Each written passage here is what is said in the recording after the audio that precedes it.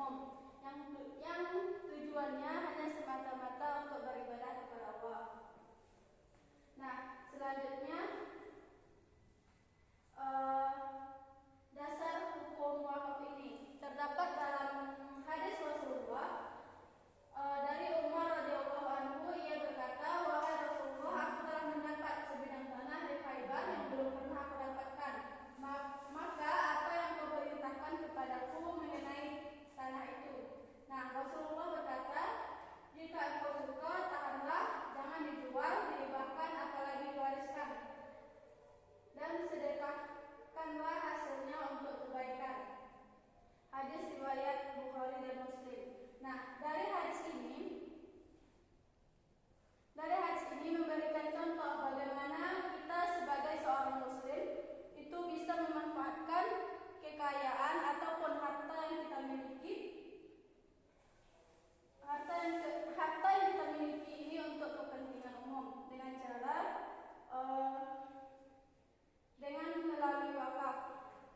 Nah, wakaf ini bentuk sedekah yang istimewa karena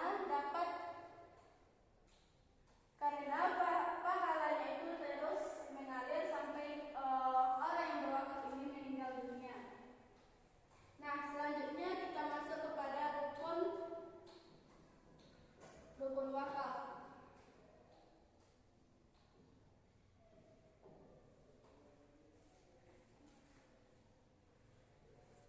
Nah, rukun wakaf ini ada 4. Yang pertama itu orang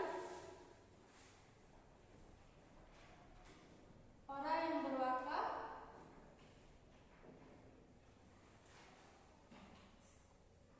atau biasa disebut dengan wakil. Nah, jadi orang yang berwakaf ini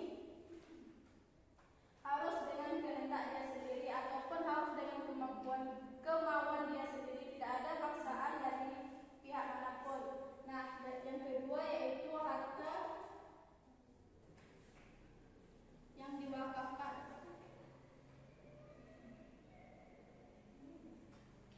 Nah, harta ataupun benda yang diwakafkan ini haruslah milik kita pribadi dan harus benda yang bisa dimanfaatkan oleh orang lain.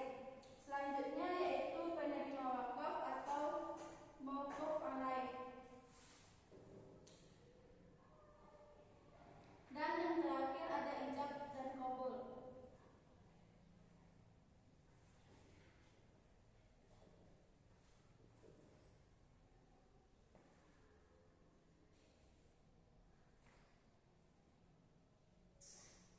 Nah, jadi apakah Anda sudah paham mengenai materi yang Ibu jelaskan tadi?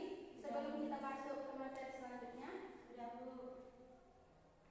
Coba kepada saudara Mirsa, apa yang Anda pahami mengenai wakaf ini? Rukun wakaf itu kan menahan Bu. Sedangkan rukun wakaf terbagi menjadi 4. Yang pertama orang yang berwakaf, yang kedua harta yang diwakafkan, yang ketiga penerima wakaf, dan yang keempat ijab dan qabul. Bagus. Nah, selanjutnya yang akan kita bahas yaitu mengenai macam-macam wakaf. Nah, wakaf ini dibagi menjadi 2, yaitu wakaf ahli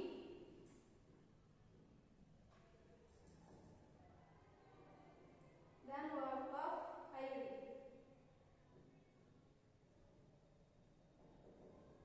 Jadi yang dimaksud dengan wakaf ahli ini yaitu wakaf khusus